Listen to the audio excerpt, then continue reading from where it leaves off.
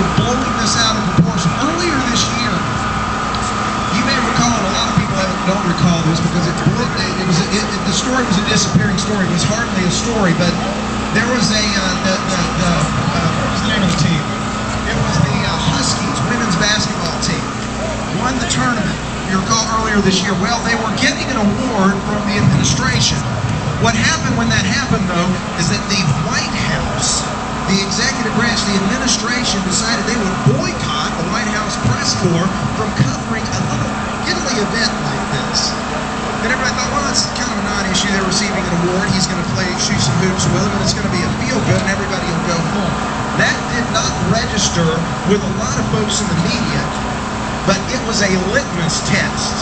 And I'm here to tell you, if we can get away with something little like this and no one calls the shots, and no one calls our bluff, it will get worse as time goes on. And guess what happened in June?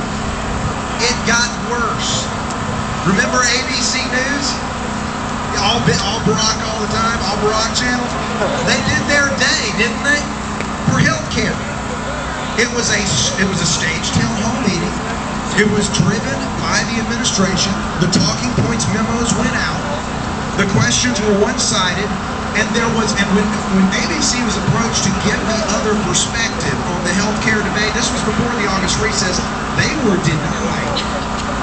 The other side of this issue was denied. That was much bigger than women's basketball championship and being boycotted. But these are the kind of things that we're seeing happen more and more and more. We see Charlie Rose.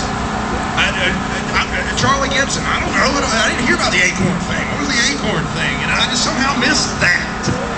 And the funny thing about it is, yeah, he did miss that. He knew about it, but he missed it on the news, and that's the point. We were not informed. It took a college girl and a peer of hers with a handheld camcorder to take down a vicious and diabolical organization. And that is the thing that's happening. When we, the people, are not being represented, and when the free and independent press is largely not doing their job, with the exception of a few, of holding their feet to the fire, of being journalists, of doing what they got into the business to do, to speak the truth, to do the point-counterpoint, not this one-sided argument that passes for the whole story, that there is no alternative to healthcare reform. Unless you know Congressman Tom Price in Georgia, or you've been following, you don't even know H.R. 3400 exists. You don't even know about portable health care plans. You don't even know about high-risk pools. You don't know about the kind of things that have been proposed that, quite frankly, both sides agree on largely, but you wouldn't even know it because you're not hearing that in the news. It's being suppressed. And these are the kind of things that we're seeing on a regular basis. So what happens when the mainstream media doesn't step in? What happens when Helen Thomas falls asleep at the wheel and the White House press lemmings are doing one question deep in their cross analysis of Robert Gibbs? Well, we the people step in. And we the people pick up the banner and we do citizen journalism at a level that we have never seen before in this country. I look at the August recess. That was a story of we the people. Flip cams are beautiful things. And if you looked across the mainstream media at the time, we were generating their content for them. Going to town hall meetings and videotaping those things, putting it on YouTube, and sure enough, you could show up the next day and see a lot of this on the mainstream media. But my point is, we the people are stepping in to fill the void. And the technology, and from someone who's been inside the media, they are scared to death of our ability to get the information out now. And before it's all over, they're going to be more scared than they are right now. Because we can do the point counterpoint. We have access to the same internet.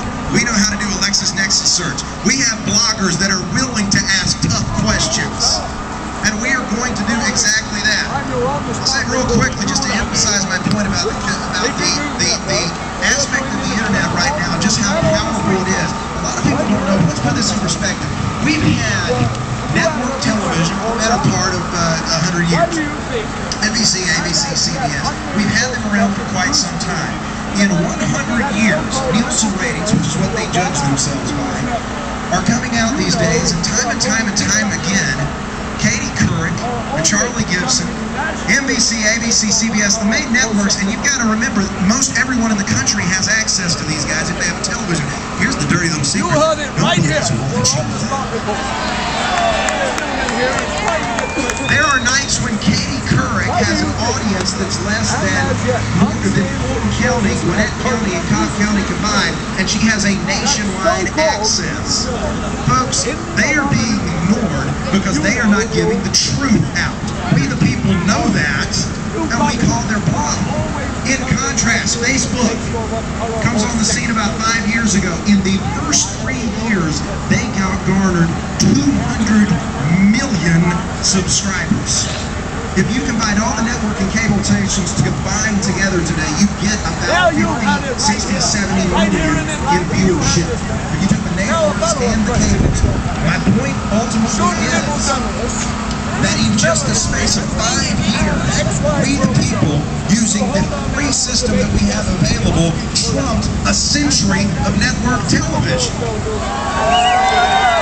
If that's not power, to speak truth to power, I don't know what is. And we have a job, we have a right and an obligation given us by our fellow brothers to do this. John Adams said eternal vigilance was what was necessary to uphold this system of government, this constitutional republic.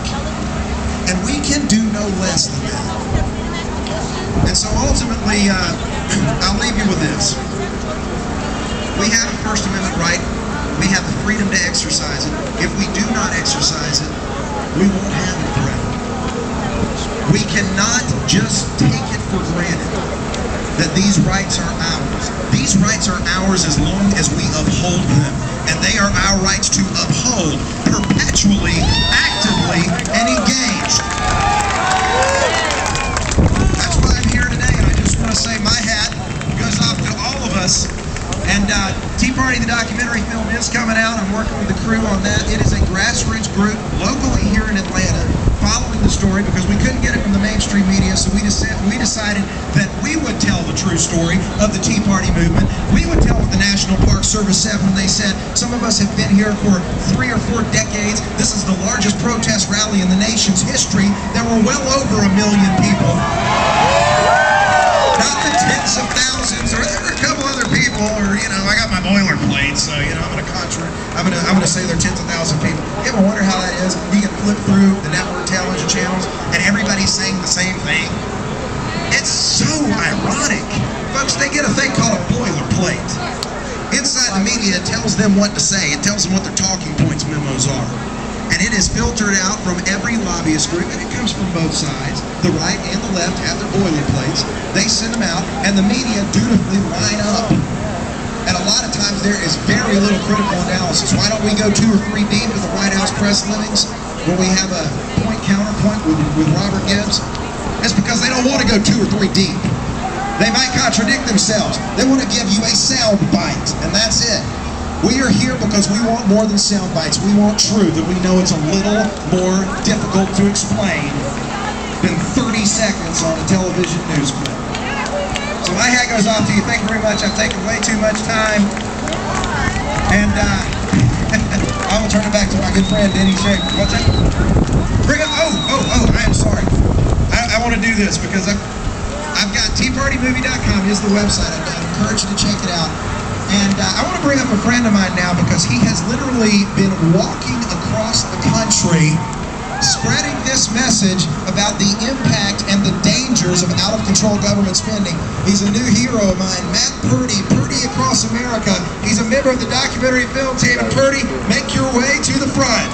Let's make him a road right here in the center. This man has walked nearly 1,200 miles thus far down the East Coast.